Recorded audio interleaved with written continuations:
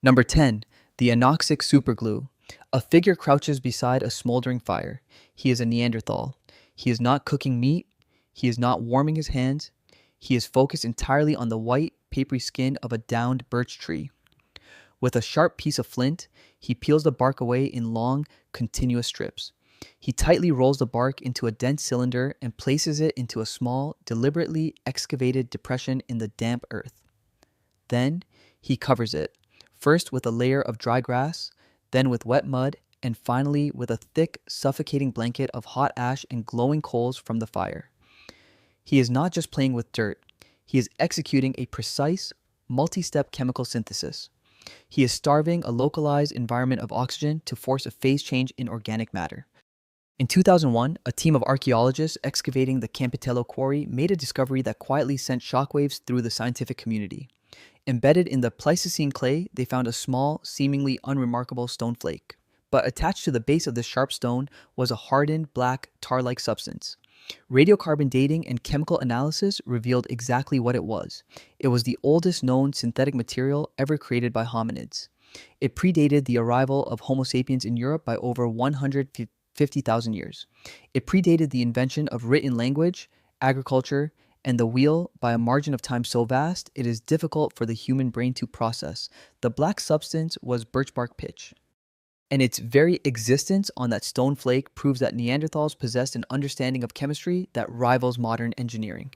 To understand why this is so terrifyingly impressive, we must understand the mechanical realities of surviving the Pleistocene epoch. If you are a hunter sharing a forest with cave bears, straight-tusked elephants, and megafauna that weigh up to 3 tons, a sharpened stick will not keep you alive. You need a composite weapon. You need a razor-sharp stone blade securely attached, or hafted, to a wooden shaft. But joining stone to wood is a mechanical nightmare. If you simply tie a flint point to a wooden spear using dried animal sinew or plant fibers, it will look secure. But the moment you thrust that spear into the thick, muscle-dense hide of a charging prehistoric beast, the sheer kinetic energy of the impact will cause the binding to stretch. The stone point will snap backward, severing the sinew. The weapon will shatter, and the hunter will die. Early humans needed something stronger than string. They needed an industrial-grade adhesive.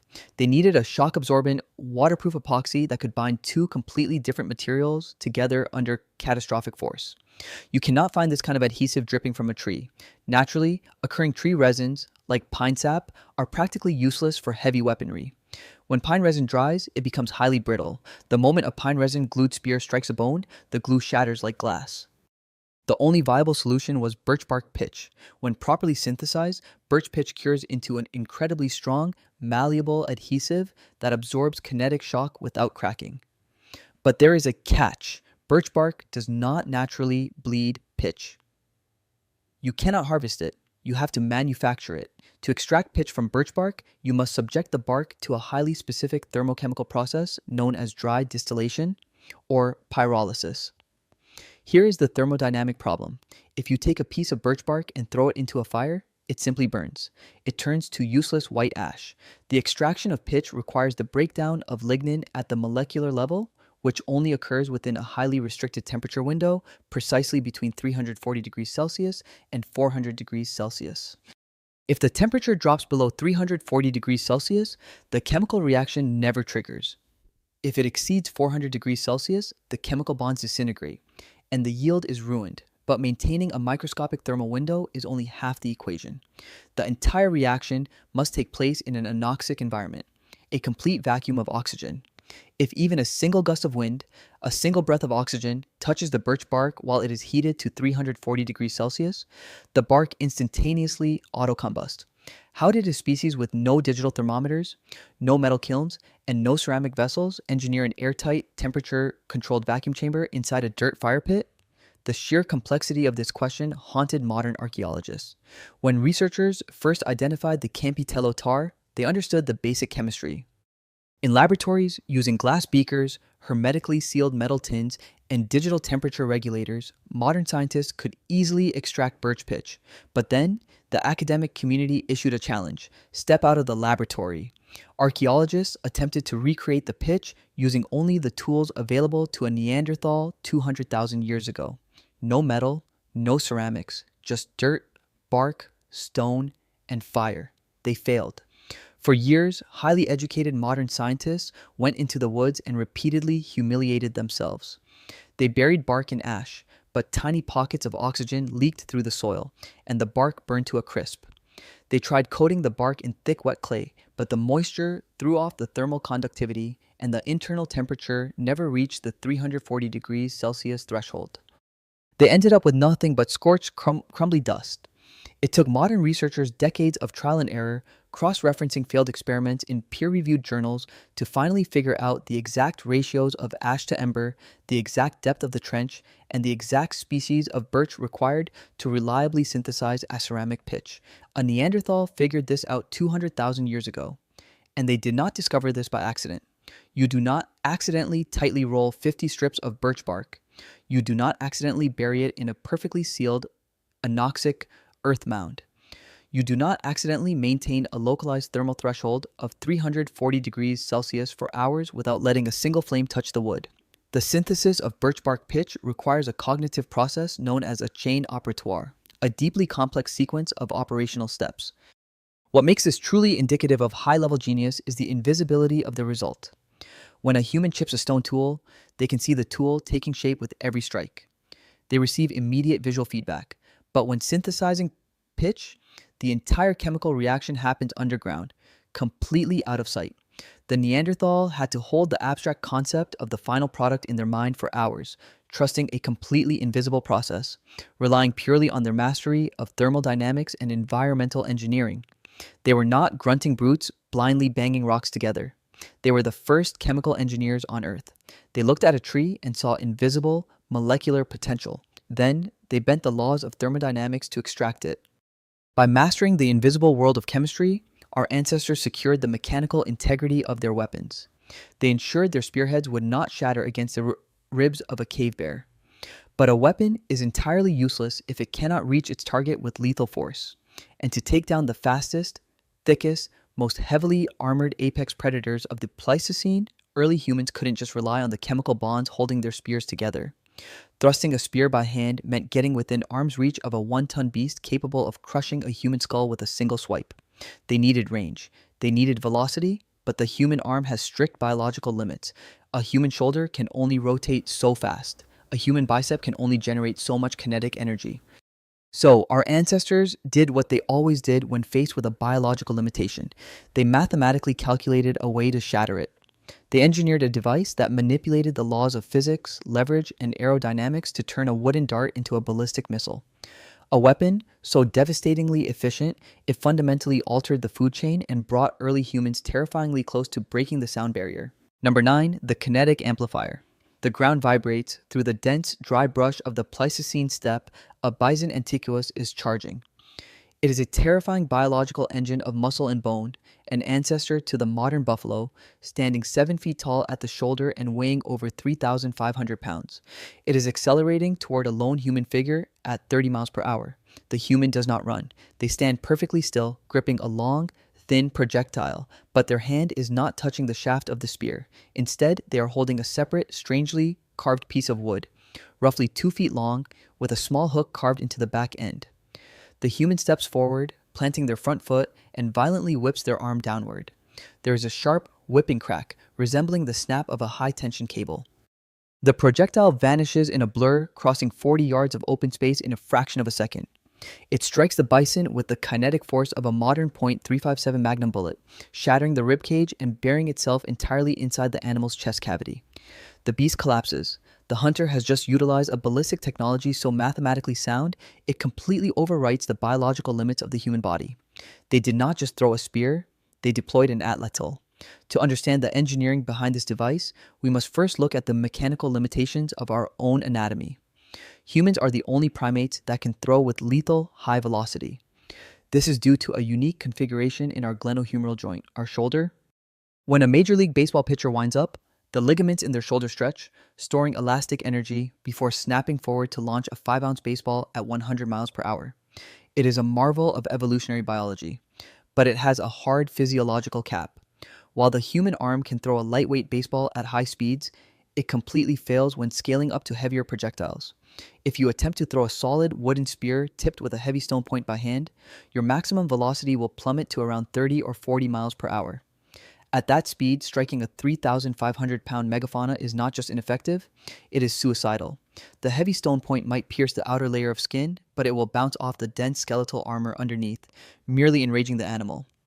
To survive the Ice Age, humans needed a way to hunt prey 10 times their size without getting within mauling distance. They needed more kinetic energy. They needed more range. Since they could not wait millions of years for evolution to give them a longer, stronger arm, they engineered one. The attelatiel, or spear thrower, is often misunderstood. If you ask a casual observer how it works, they will tell you it acts as a lever. By adding 2 feet of wood to the human arm, it increases the throwing radius. A longer radius means the tip of the lever travels faster, transferring more speed to the projectile. While this is technically true, it is only a fraction of the genius at play. Leverage alone does not account for the catastrophic damage the weapon inflicts. The true devastation of the atlatl lies not in the throwing stick, but in the highly calculated physics of the dart itself. Early humans realized that if they used a rigid, inflexible spear, the atlatl would not work, the energy transfer would be inefficient, and the weapon would tumble wildly through the air. So they did not use spears. They engineered flexible, highly aerodynamic darts. When a prehistoric hunter initiates a throw, an invisible transfer of energy occurs. As the human arm violently accelerates the atlatl forward, the heavy stone tip of the long dart initially resists the movement due to inertia. Because the tip wants to stay still and the back of the dart is being violently pushed forward by the hook of the atlatl, the wooden shaft does something highly specific. It compresses. It bends violently, bowing out under the immense pressure. In physics, this is known as a spring mass system. The prehistoric hunter was actively forcing the wooden shaft to absorb the kinetic energy of the human arm, storing it as elastic potential energy. As the atlatl reaches the peak of its arc and the dart releases from the hook, all that stored energy violently unfurls. The wood snaps perfectly straight, kicking off the hook with a secondary explosion of force. The dart effectively launches itself. By calculating the exact ratio of flexibility to weight, prehistoric humans engineered a biological railgun. The atlatl multiplied human lethal range by 400%, allowing hunters to strike with pinpoint accuracy from over 100 yards away, driving projectiles at speeds exceeding 100 miles per hour. But manipulating the spring mass system required microscopic precision. If the dart was too rigid, it wouldn't compress. If it was too flexible, it would buckle and shatter upon launch. The frequency of the oscillation had to be perfectly tuned to the specific throwing arm of the hunter. Archaeologists excavating ancient North American sites continually found strange, highly polished stones with perfectly drilled holes down the center. For decades, they were categorized as ritual objects. They were not ritual objects, they were mathematical stabilizers. Known today as banner stones, hunters would slide these perfectly weighted rocks onto the shaft of the atlatl itself. By moving the weight up or down the wooden stick, just like sliding weights on a modern compound bow or a balanced scale, they could dynamically tune the resonance of the weapon. They were actively adjusting the center of mass to counteract the downward force of the flexible dart, silencing the launch and maximizing the transfer of kinetic energy. These were hunter-gatherers, living out of temporary camps, utilizing the principles of harmonic resonance, mass distribution, and elastic kinetic energy. They broke the biological limits of the human form, conquering the food chain and bringing down the largest predators on the continent. But hunting the megafauna was only half the equation. Imagine standing on the frozen steppe next to the carcass of a massive Pleistocene mammoth or a bison. You have successfully weaponized physics to secure 2,000 pounds of raw, calorie-dense muscle and fat. It is a monumental victory, but almost immediately, an entirely new, potentially deadlier clock starts ticking. You cannot eat 2,000 pounds of meat in a single day, and out on the steppe, the scent of fresh blood acts as a beacon for short-faced bears, dire wolves, and competing apex predators. Furthermore, microscopic bacteria are already multiplying inside the flesh. In a matter of days, the food will putrefy and turn to poison. Modern society solves this problem with industrial refrigeration and chemical preservatives. Prehistoric humans had neither. Yet, they routinely stored massive quantities of raw meat for 6, sometimes 8 months at a time, pulling it out completely fresh and pathogen-free in the dead of winter. How do you build a working refrigerator without electricity, ice, or salt? You do not fight the bacteria, you weaponize it. Number 8. The anaerobic refrigerators. The hunt is over. A group of Clovis hunters stands over the carcass of an American mastodon. It is a biological gold mine. Beneath its thick, coarse hair lies over 2,000 pounds of prime, calorie-dense muscle and fat. It is enough food to sustain their entire band through the harshest months of the impending winter. But immediately, they face a critical logistical paradox. If they leave the carcass in the open, the scent will draw every dire wolf and short-faced bear within a 20-mile radius. If they attempt to carry it all, they will burn more calories than they save.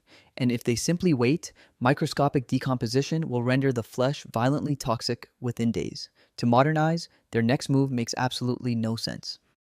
The hunters meticulously butcher the massive animal into 150-pound sections, but they do not build a massive smoking rack. They do not heavily salt the meat because they have no salt. Instead, they drag a heavy slab of mastodon meat to the edge of a small, murky, stagnant pond. They wade into the freezing water, push the meat down to the muddy bottom, and drive heavy wooden stakes into the sediment to pin it underwater. They are intentionally throwing their hard-earned food into a dirty swamp. To a casual observer, it looks like a ritualistic sacrifice or a desperate attempt to hide the meat from scavengers. It is neither. It is a calculated manipulation of anaerobic microbiology. For over a decade, Dr. Daniel Fisher, a paleontologist at the University of Michigan, kept encountering the exact same anomaly. While excavating ancient Pleistocene pond beds across the Great Lakes region, he repeatedly found butchered mastodon remains.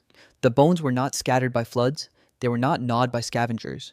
They were deliberately organized into distinct piles, often flanked by vertical wooden posts driven directly into the ancient pond bed. Fisher theorized that these were not kill sites, they were prehistoric pantries.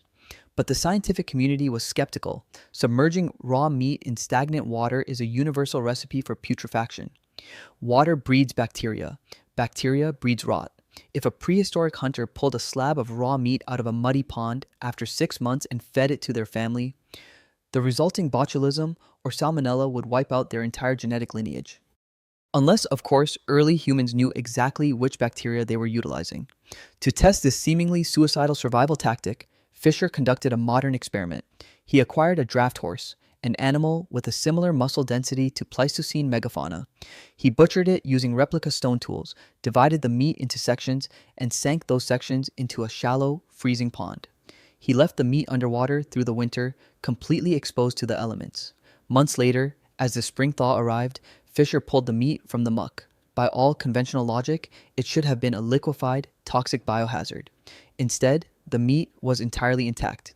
It had turned a pale, grayish-white color, and it emitted a distinct, sharp odor, not the smell of rotting flesh, but the tangy, acidic smell of Swiss cheese.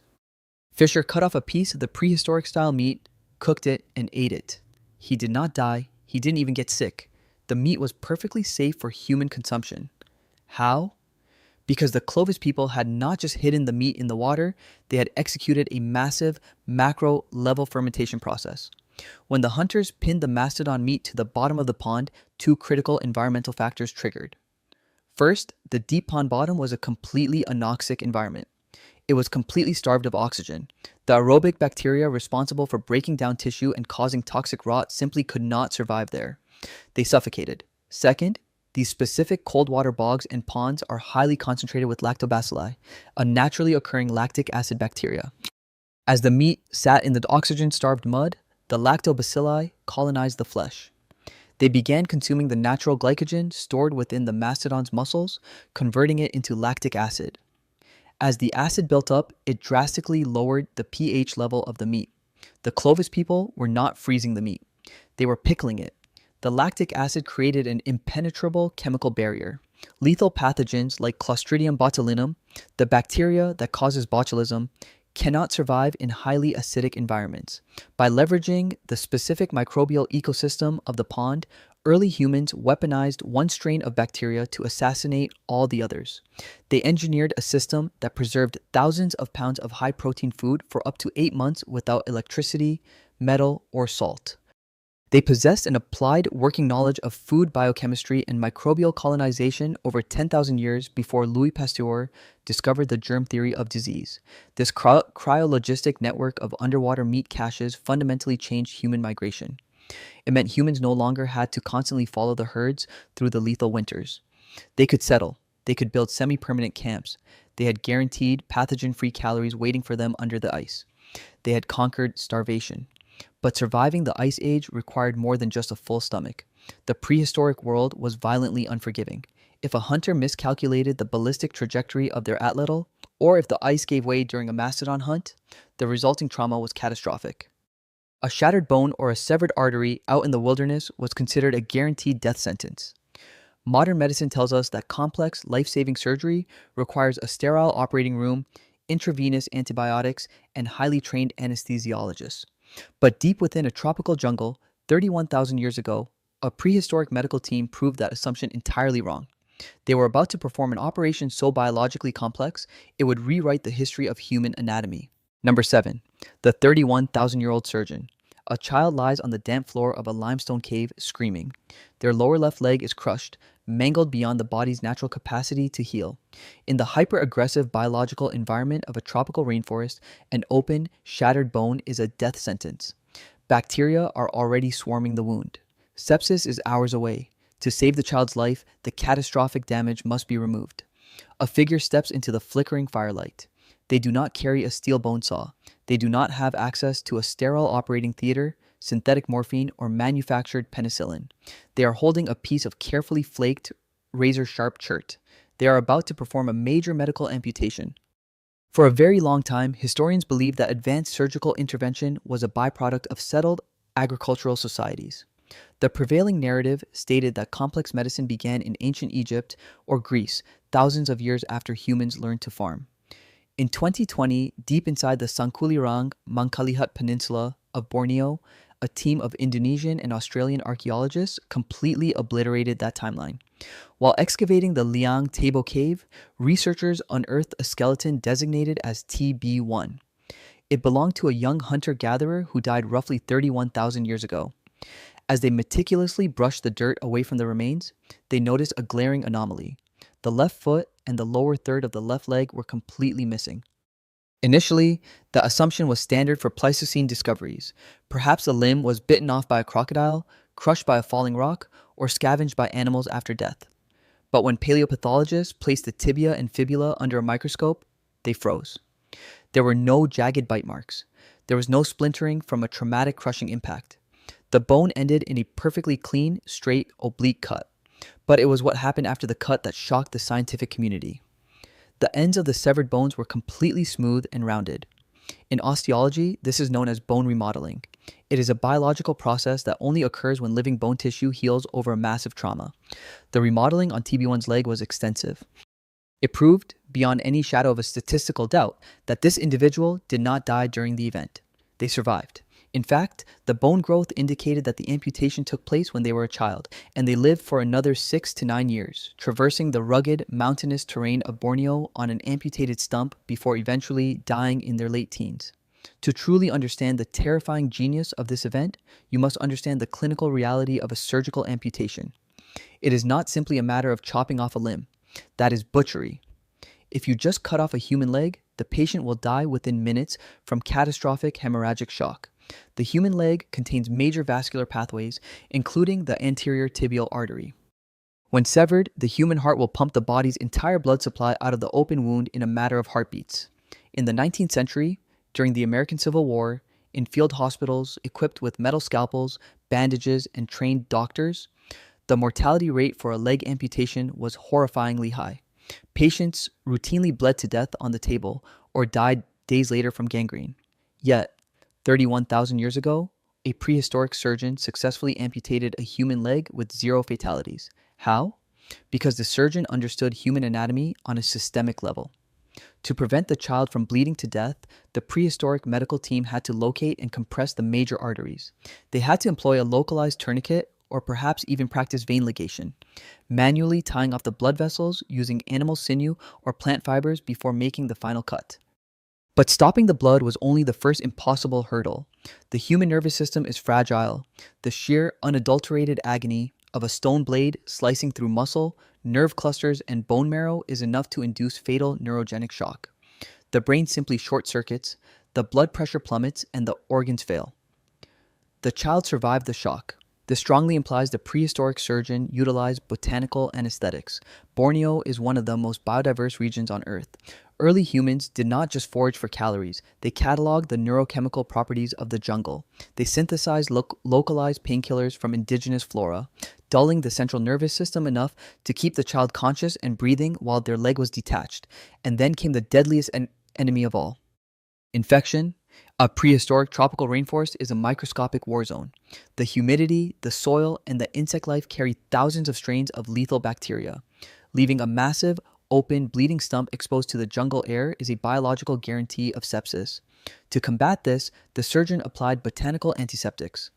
They weaponized the natural antibacterial properties of the surrounding plant life, creating a sterile barrier over the wound. They actively managed the post-operative care, regularly cleaning the site and suppressing infection while the tissue slowly granulated and healed over the exposed bone. This was not a lucky strike. This was not a desperate hack with a sharp rock. This was a calculated, multidisciplinary medical procedure. It required an intimate understanding of the circulatory system. It required an applied knowledge of pharmacology. It required tools capable of microscopic precision. And beyond the science, it required a profound level of social engineering. For weeks, perhaps months, this child could not walk. They could not hunt. They could not gather. In a world where every calorie was fiercely contested, the tribe did not abandon them. The community actively nursed them, carried them, fed them, and protected them until they could walk again. The discovery at Liangtebo completely shatters the timeline of human intellect. It proves that prehistoric humans were anatomists, pharmacists, and surgeons tens of thousands of years before the first metal scalpel was forged. They possessed a hyper-detailed map of the tangible, physical world. They knew exactly how the veins, muscles, and bones connected. But physical bodies are tangible. You can see blood, you can touch bone. What happens when early humans needed to navigate something entirely intangible? What happens when survival depended on mapping a force they could not even see? Thousands of miles away from the humid jungles of Borneo, in the freezing, pitch-black subterranean depths of Ice Age Europe, our ancestors were mapping something entirely invisible. They were mapping sound. Number 66, acoustic topography. A human walks into the crushing darkness of the earth. They are hundreds of feet below the surface. There is no natural light here. If their small, flickering animal fat lamp goes out, they will be trapped in pitch blackness, entombed in a labyrinth of freezing, jagged limestone. They press deeper into the narrow tunnel, but they are not walking silently. As they navigate the suffocating space, they hum. They let out short, rhythmic grunts, projecting their voice into the void. They listen intently as the sound waves bounce off the unseen walls, rush down the lightless corridors, and return to their ears. They are echolocating. Suddenly, the human stops. They have reached a specific chamber. The acoustic feedback has changed. The sound of their voice no longer falls flat against the rock. It reverberates, amplifying and echoing for several seconds. The entire chamber hums with resonance. The human sets down their lamp, takes a piece of ground red ochre, and begins to paint a massive, anatomically perfect bison on the wall. For generations, the modern world has fundamentally misunderstood Paleolithic cave art. When the first prehistoric cave paintings were discovered in Europe, art historians evaluated them through a modern lens. They viewed these caves as ancient art galleries. They assumed early humans painted animals on walls simply for aesthetic pleasure, or perhaps to record the local wildlife, much like a modern painter setting up a canvas in a well-lit studio. But this theory completely ignores the terrifying logistical reality of where these paintings are located. These are not easily accessible rock shelters. To reach the Salon Noir, the Black Room, inside the Niao cave system, prehistoric humans had to crawl through hundreds of yards of treacherous, flooded, pitch-black subterranean tunnels.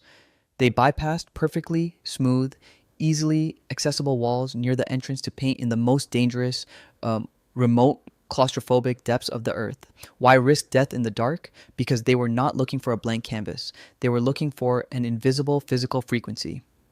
In the 1980s, a French mathematician and acoustics specialist named Yegor Reznikov entered the painted caves of the Pyrenees. But unlike the archaeologists before him, Reznikov did not just bring a camera.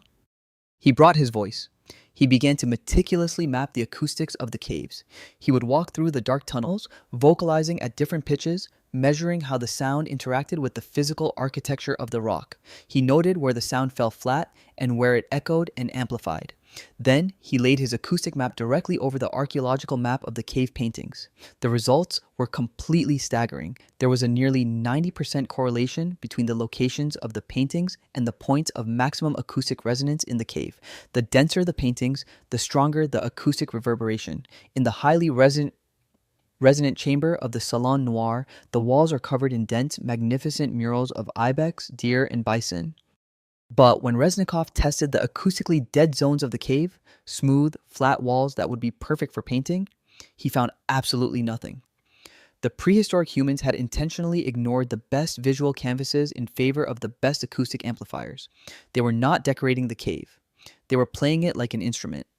When prehistoric humans gathered in these deep resonant chambers, the sounds of their chanting, singing, and rhythmic drumming would have hit the curved limestone walls and amplified, creating a prehistoric surround sound synthesizer.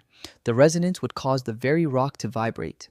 In the flickering low light of a fat lamp, the painted animals would appear to move, accompanied by a booming, physical wall of sound. But the true genius of their acoustic topography lies in the spaces where they could not paint. As Reznikov explored the narrowest, most dangerous crawl spaces of the cave systems, he noticed something strange. In tunnels so tight that a human could barely squeeze through, let alone paint a mural, the acoustic resonance was sometimes incredibly high. In these specific, unpaintable acoustic hotspots, archaeologists repeatedly found simple red dots painted on the rock. These were not art, they were data points, they were prehistoric sonar markers. By humming or clicking as they crawled through the pitch-black labyrinth, early humans were using the echoes to navigate. When they found a spot where the sound waves perfectly intersected, they marked it with a red dot. They had mapped the invisible topology of sound, utilizing echolocation, tens of thousands of years before the invention of modern sonar. They understood that the physical world was not limited to what they could touch or see. They understood that the air itself carried physical properties that could be measured, manipulated, and mapped. Our ancestors were masters of the invisible, and they needed to be. Because while understanding the invisible physics of sound allowed them to map the underworld, surviving the world above required mastering an entirely different invisible force. Sound waves are harmless, but chemical compounds are not. If you are tracking the fastest, most elusive prey in an unforgiving desert, you cannot always rely on the kinetic, bone-shattering force of an atlatl. Sometimes you only get one shot. Sometimes you only have a tiny, fragile arrow, incapable of penetrating deeply enough to kill on impact. To turn a minor scratch into a guaranteed kill, prehistoric humans had to engineer a biological weapon. They had to locate a specific neurotoxin, extract it without killing themselves, and synthesize it into a biochemical payload. A process so chemically delicate, a single microscopic mistake meant instant agonizing death. Number 5, biochemical warfare. A hunter kneels in the red sand. The midday temperature is 105 degrees Fahrenheit. Around him is a vast, unforgiving expanse of thorn bushes and dry earth. He is not tracking an animal. He is staring intently at the base of a commiphora tree, searching for a microscopic disruption in the soil. With immense care, he begins to dig with a carved wooden stick. He stops exactly 10 inches down. He extracts a small, spherical cocoon made of hardened sand, no larger than a peanut. He breaks the earth casing open, revealing a pale, yellowish grub. It is the larval stage of the Diamphidia beetle. To a modern observer, it looks completely harmless. To the hunter, it is a weapon of mass biological destruction. He handles it with a terrifying level of precision. If he squeezes it too hard and the insect's internal fluids touch a microscopic scratch on his cuticle, he will die. There is no cure. There is no antivenom. Within hours, his red blood cells will violently rupture, his central nervous system will collapse, and his heart will stop. He is not just a hunter-gatherer. He is a prehistoric biochemist, and he is about to synthesize a lethal neurotoxic payload. In 2012, archaeologists excavating Border Cave in South Africa discovered a wooden stick coated in a dark organic residue. Radiocarbon dating placed the artifact at an astonishing 24,000 years old. Chemical analysis revealed traces of ricinoleic acid, a compound associated with toxic seeds and other organic poisons. It was absolute proof that long before human beings were farming wheat, they were engineering biochemical weapons. The Sand people of the Kalahari have maintained an unbroken lineage of this toxicological mastery for tens of thousands of years. To understand why early humans resorted to extreme chemical warfare, you must look at the mathematical reality of their environment. The Kalahari Desert is flat and open. You cannot sneak up on a 1,000-pound eland antelope and stab it with a spear. The animal will spot you from a mile away and sprint at 40 miles per hour. To hunt in this environment, you must attack from a distance. But prehistoric humans in the Kalahari did not have heavy timber to build massive bows, nor did they have the dense, flexible saplings required to craft heavy, kinetic darts for the atlatl. They only had flimsy reeds and light grass for arrows. If you shoot a massive, thick-skinned antelope with a lightweight reed arrow, it will not penetrate the vital organs. It will barely pierce the fat layer. The animal will simply run away with a splinter in its flank. Early humans realized that they could not rely on kinetic force to kill. They had to rely on chemistry. They needed a substance that would turn a superficial scratch into a lethal strike. The fluid inside the Diamphidia larva contains a highly complex protein called diamphotoxin. When diamphotoxin enters the mammalian bloodstream, it fundamentally alters the permeability of cell membranes. It forces the calcium channels in red blood cells to lock open. The cells rapidly absorb surrounding fluid until they literally burst from the inside out, a catastrophic physiological cascade known as mass hemolysis. But discovering this microscopic biological assassin was only the first step. The true genius lies in the synthesis. You cannot simply smear a squashed bug onto an arrowhead. The liquid of the larva is thin. If you wipe it onto a bone arrow tip, it will dry, flake off, and blow away in the wind before you ever find an animal to shoot. The hunter had to create a bioadhesive delivery system. Sitting in the sand, the hunter executes a multi-step pharmacological recipe. First, he extracts the viscous, highly toxic fluid from the larva, but then he introduces a binding agent. He takes the resin from an acacia tree or the chewed pith of a specific non-toxic root and carefully blends it with the beetle extract. He often adds the roasted marrow of a previously hunted animal to the mixture. He is manufacturing a toxic epoxy. The marrow provides a fatty lipid base so the poison will not evaporate in the desert heat. The plant resin acts as a waterproof glue. Using a tiny twig, the hunter paints this biochemical payload directly onto the shaft of the bone arrowhead just behind the tip. He never touches it with his bare hands. He never lets it near his mouth.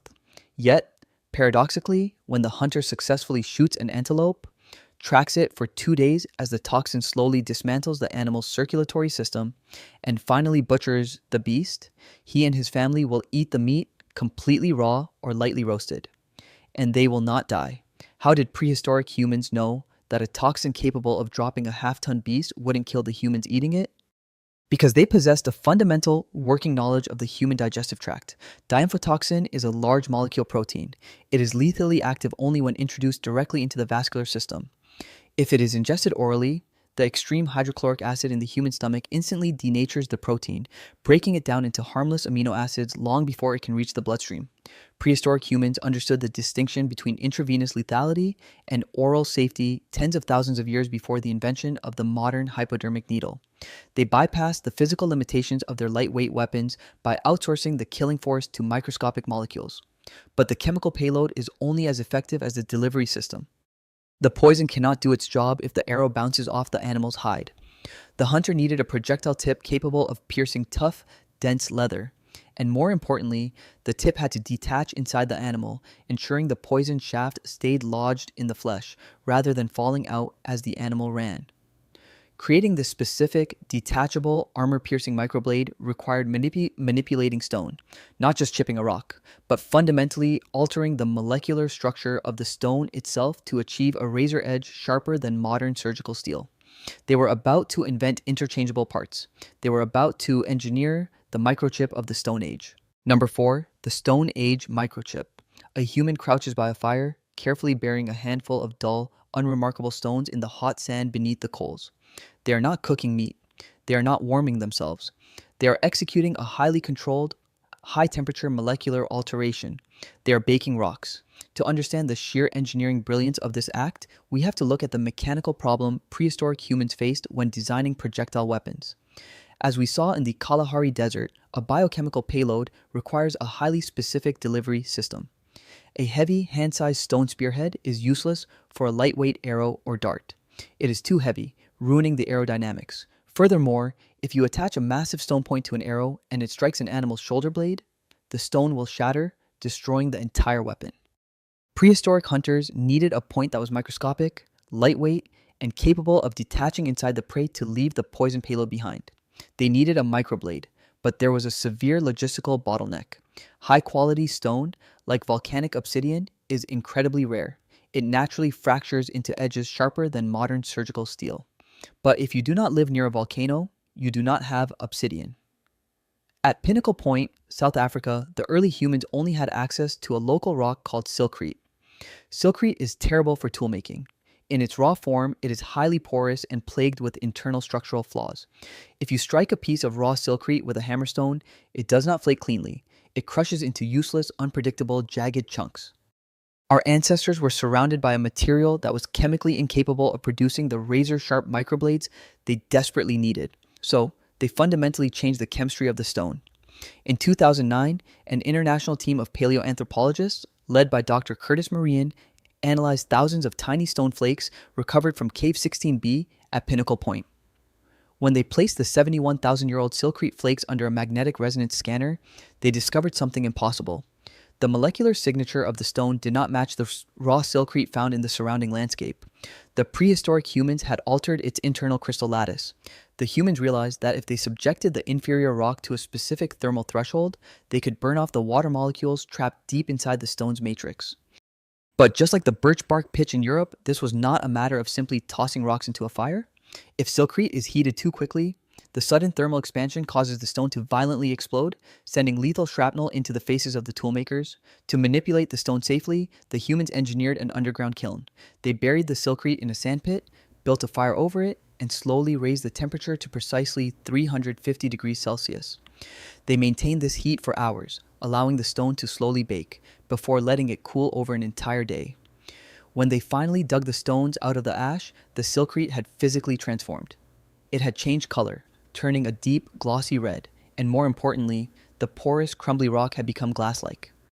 When struck, it now yielded continuous, perfectly predictable razor-sharp blades. But it is what they did with these highly engineered stones that forces us to rewrite human history. They did not use this newly perfected silkrete to make giant spearheads. They began manufacturing microliths. Microliths are flakes of stone less than an inch long, often smaller than a fingernail. They are so tiny that for decades, early 20th century archaeologists threw them away, assuming they were just waste debris from making larger tools. They were not waste. They were the most sophisticated weapons on the planet. Using the birch bark pitch they had chemically synthesized, early humans carved deep grooves into the sides of wooden or bone shafts. They then glued dozens of these tiny microliths into the grooves in a straight row, creating a lethal, serrated edge. They had engineered a modular weapon. If a modern historical textbook tells you that the concept of interchangeable parts was invented by Eli Whitney during the Industrial Revolution, that textbook is wrong by 70,000 years. Think about the catastrophic failure rate of a traditional stone spear. If a hunter spends 3 days crafting a large flint spearhead and on the first throw it hits a rock and breaks, the weapon is entirely destroyed. The hunter must go back to camp and start from scratch. Now, look at the microlithic spear. If the hunter throws the weapon and it hits a bone, the entire weapon does not shatter. Only 1 or 2 of the tiny microlithic teeth snap off. The hunter simply sits down, melts a drop of birch pitch over the fire, pops the broken microblades out of the groove, and slots 2 brand new, identically sized microliths right back in. The weapon is instantly repaired in the field in under 60 seconds. They had invented the Stone Age microchip, a highly complex, mass-produced, interchangeable component that upgraded their hardware from a single-use tool into a highly sustainable, modular system. By scaling down their technology to the microscopic level, early humans achieved maximum mechanical efficiency. They could hunt anything on Earth.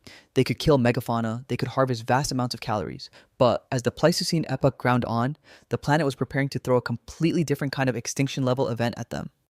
The climate was shifting. A brutal, merciless deep freeze was creeping across the northern hemisphere.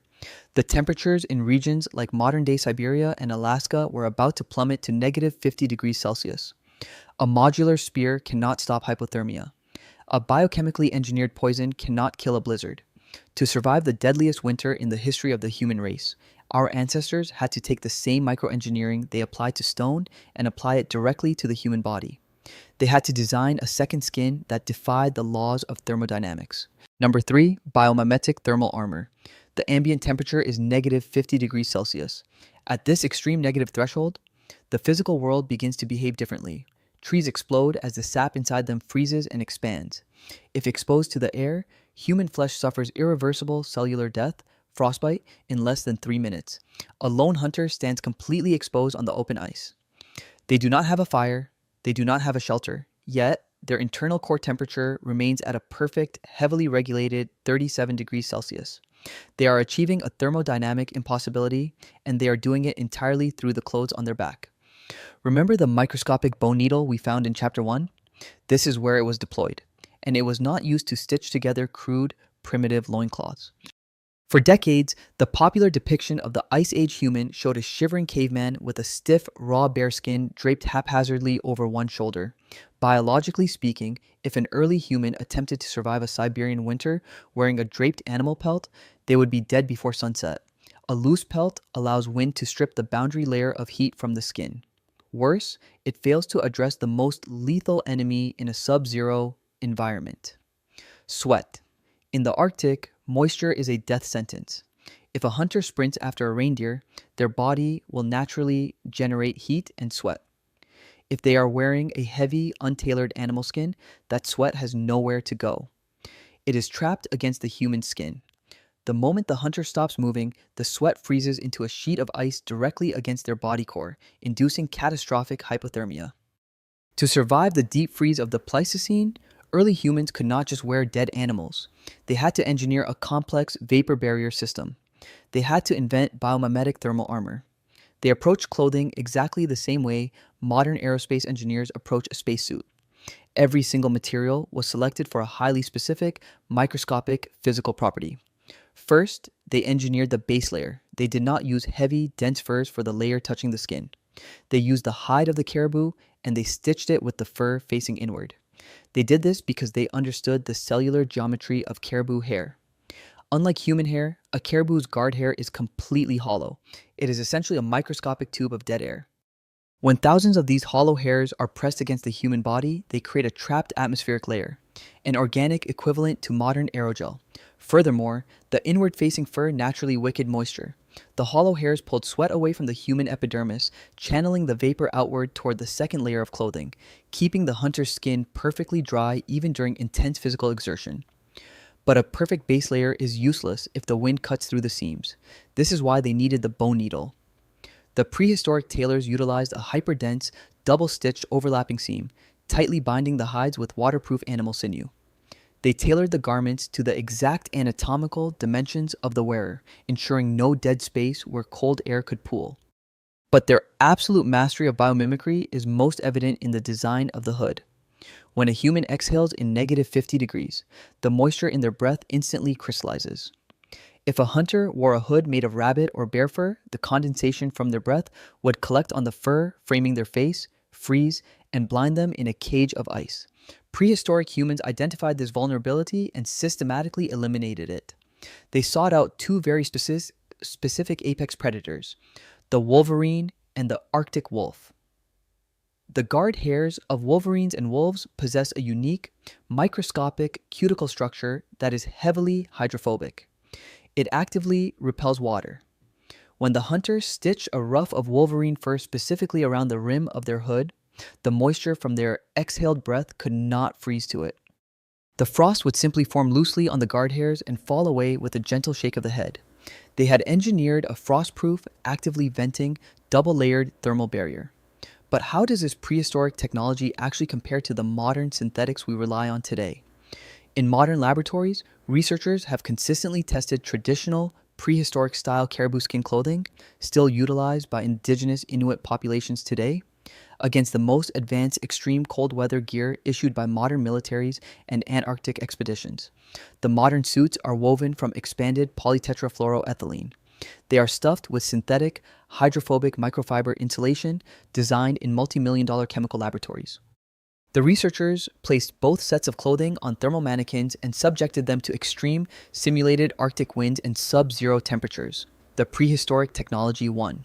In terms of raw thermal resistance, measured in Clo values, the traditional double-layered caribou garments provided exponentially higher insulation than the modern synthetic expedition gear.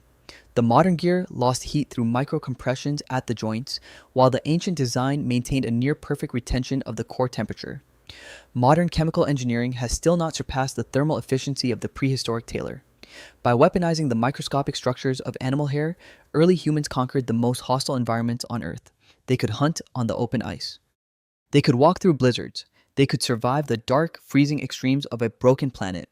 But surviving the immediate physical environment was only a matter of enduring the present moment. If humanity was going to thrive, they couldn't just react to the weather. They had to predict it. They needed to know precisely when the seasons would turn, when the ice would recede, and when the massive animal herds would migrate. They needed to measure time. And to do that, they had to stop looking down at the earth and start looking up. They were about to build the world's first computer. Number 2, the 10,000 BC computer. A group of hunter-gatherers is systematically tearing open the earth. Using carved wooden spades and antler picks, they are excavating a massive trench. But they are not digging a defensive perimeter, and they are not building a shelter. They are carving 12 distinct, varying-sized pits into the soil, arranging them in a massive 50-meter arc. To dig these pits requires an immense expenditure of calories. In a world where every ounce of energy must be conserved for survival, dedicating hundreds of man-hours to moving dirt seems utterly irrational. Unless they were building a machine. For a very long time, historians believed that the concept of time, specifically the mathematical tracking of years and seasons, was invented by the agricultural societies of Mesopotamia. The assumption was that hunter-gatherers lived purely in the present, reacting to the weather as it happened, incapable of complex astronomical foresight. In 2004, the skies above Scotland proved this completely false. During a routine aerial survey over the grounds of Craith's Castle in Aberdeenshire, archaeologists noticed a strange crop mark in the grass. From the ground, it was entirely invisible, but from 1,000 feet in the air, a distinct geometric pattern emerged. When researchers excavated the site, they uncovered the 12 ancient pits. Radiocarbon dating placed the construction of this site at roughly 8,000 BC. 10,000 years ago. It predated the great monolithic timepieces of the ancient world, like Stonehenge, by over 5 millennia. It was built by nomadic hunter-gatherers centuries before the invention of the wheel or the domestication of crops. And when astrophysicists analyzed the geometry of the pits, they realized it was not a monument. It was a sophisticated, self-correcting astronomical calculator. To understand the terrifying genius of the Warrenfield site, we must understand the existential threat of time. If you are a hunter-gatherer living in the unforgiving environment of Mesolithic Scotland, you cannot afford to be surprised by winter. You must know precisely when the red deer will migrate, when the salmon will run in the rivers, and when the snow will block the mountain passes. If you wait for the air to turn cold before you start gathering your winter provisions, you are already dead. You must anticipate the seasons months in advance. The easiest way to track time is by looking at the moon. It is a massive glowing clock in the sky. It waxes, it wanes, and it repeats its cycle roughly every 29.5 days. But relying on the moon creates a catastrophic mathematical problem. The phases of the moon operate on a lunar year, which is approximately 354 days long. But the Earth's seasons operate on a solar year, which is 365.24 days long. There is an 11-day discrepancy. If a prehistoric tribe simply counted 12 moons and called it a year, their calendar would drift by 11 days annually. After just 3 years, their calendar would be off by an entire month. After 15 years, their calendar would tell them it was the dead of winter, but the sun would be blazing in the middle of summer. The calendar would become disconnected from the physical reality of the earth, and for a tribe relying on that calendar to intercept animal migrations, that mathematical drift meant mass starvation. Prehistoric humans had to find a way to synchronize the lunar cycle with the solar cycle. They had to engineer a mechanical reset button. This is what they built at Warrenfield. The 12 massive pits were carved to mimic the varying shapes and phases of the moon. As the lunar month progressed, the prehistoric timekeepers would likely move a physical marker from pit to pit, processing the data of the lunar cycle. But the true genius lies in where the entire V-shaped arc of pits was pointed. The installation was perfectly aligned with a specific, distant notch in the local topography. Every single year, on the exact morning of the midwinter solstice, the shortest day of the year, when the sun reaches its lowest point in the sky, the sunrise would perfectly align with that notch, casting a beam of light directly down the center of the pit alignment. This was the system reset. No matter how far the lunar calendar had drifted over the past 12 months, the moment the midwinter sun struck the alignment, the hunter-gatherers knew exactly where they were in the solar year. They used the geometry of the Earth to correct the mathematics of the moon. They had built a time-reckoning computer. To construct this, early humans could not just look at the sky for a few days. The design of Warren Field implies that generations of humans actively gathered astronomical data, memorized the complex cycles of celestial bodies, passed that mathematical knowledge down through an oral tradition without a single written number, and finally executed a macro engineering project to hardwire that data into the Earth. They were navigating the fourth dimension. They had conquered time by tracking the stars, manufacturing chemical superglues, engineering aerodynamic ballistics, and designing biomimetic thermal armor. Early humans had proven they could survive anything the planet threw at them. They had adapted flawlessly to the rules of the natural world. But as human intelligence expanded, adapting was no longer enough. Why spend your entire life reacting to a hostile environment when you can just change the environment? In our final prehistoric survival tactic, we move from the microscopic manipulation of physics and chemistry to something far more terrifying. Our ancestors were about to break the rules of nature entirely.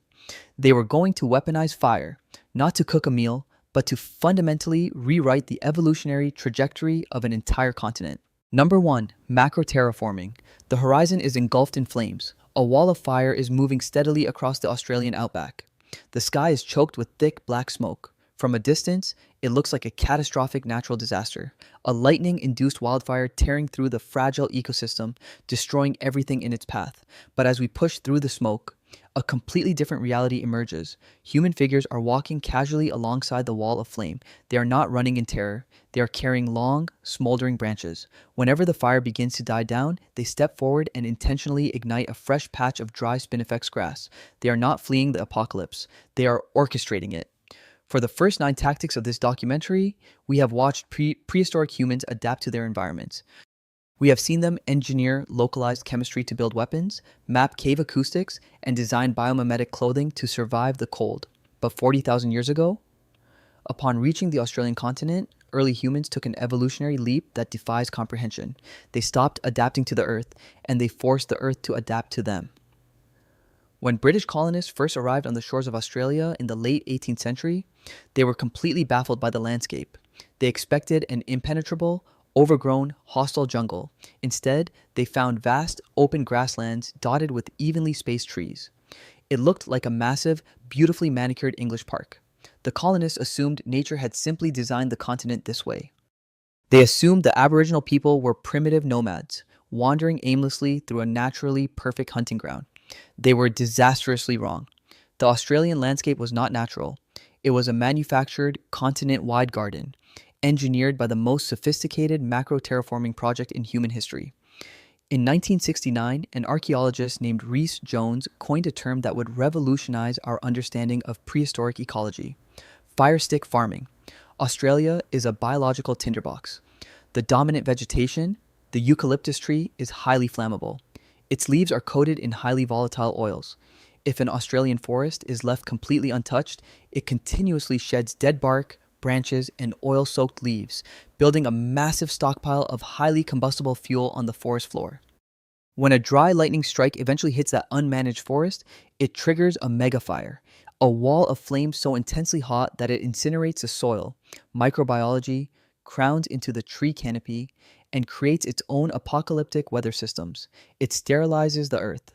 Prehistoric humans understood this terminal trajectory, and they engineered a solution to stop it. They fought fire with fire, literally. The Aboriginal people instituted a rigorous, deeply complex system of continuous, controlled burning across the entire continent. But they were not just throwing torches into the bush. They were executing cool burns. A cool burn is a masterpiece of thermal engineering. By carefully selecting the exact time of year, the humidity level, and the wind direction, prehistoric humans would light fires that never exceeded a knee-high flame. These low-temperature fires slowly crept across the forest floor. They were cool enough that the tree canopy remained entirely untouched. Insects and reptiles had plenty of time to burrow underground to safety. The fire simply consumed the dangerous buildup of dead leaves and dead wood, cleaning the earth without destroying the deep root systems. But hazard reduction was only the beginning. The true genius of fire stick farming was its biological manipulation of the food chain. When you burn a patch of Australian savanna, the fire triggers an immediate biological response. Within days, the ash fertilizes the soil, and a hyperdense carpet of fresh, highly nutritious green grass shoots burst from the blackened earth. This fresh green grass acts as an irresistible biological magnet for kangaroos, wallabies, and emus. The prehistoric humans were not wandering the continent blindly, hoping to find an animal to hunt. They were strategically burning specific patches of land to actively herd the megafauna. They created a massive, staggered mosaic of microclimates, some newly burned areas for grazing, surrounded by thick, unburned brush to provide shelter for the animals. They were farming, but instead of fencing the animals in, they used fire to redesign the entire continent into a perfectly balanced, free range pasture. Over tens of thousands of years, this constant, calculated burning literally altered the evolutionary trajectory of Australian flora. Fire resistant plant species thrived. Animals that relied on the newly opened grasslands flourished. The entire biological matrix of Australia became dependent on the prehistoric human holding a burning stick. They were no longer just a species living in an ecosystem, they became the keystone species keeping the ecosystem alive. We know this is an absolute, scientifically verified fact, because we know exactly what happened when the modern world turned off the prehistoric machine. When European settlers colonized Australia, they viewed the Aboriginal practice of burning the land as primitive, chaotic, and dangerous. They forcibly removed the indigenous populations from their ancestral lands and instituted total fire bans. They believed their modern, civilized approach of suppressing all fires was superior. The result was an ecological catastrophe. Without the prehistoric humans actively executing cool burns, the dead fuel on the forest floor began to accumulate. It built up for decades. The continent became a ticking time bomb. When lightning finally struck, there was no mosaic of burned land to stop the flames. The fires burned hotter, faster, and higher than anything the ecosystem had ever experienced. It triggered the devastating, uncontrollable megafires that now regularly ravage the continent, incinerating billions of animals and wiping out entire towns. Modern environmental scientists, armed with satellites, supercomputers, and millions of dollars in forestry funding, have finally realized a terrifying truth. The only way to save the Australian continent from burning to the ground is to go back to the exact methodology invented by prehistoric humans 40,000 years ago. Today, modern fire authorities are aggressively adopting indigenous cool burn techniques. It took us 2 centuries of modern science to relearn what our ancient ancestors figured out before the invention of written language. And this brings us to the ultimate haunting realization. For the past 60 minutes, we have dismantled the timeline of human intellect. We have seen Neanderthals synthesize anoxic superglues. We have seen Clovis hunters manipulate anaerobic microbiology to refrigerate their food. We have witnessed 31,000-year-old amputations, the acoustic mapping of pitch-black caves, the thermal engineering of biomimetic armor, and the macro-terraforming of entire continents. These were not primitive brutes. They were apex geniuses. So what does that make us?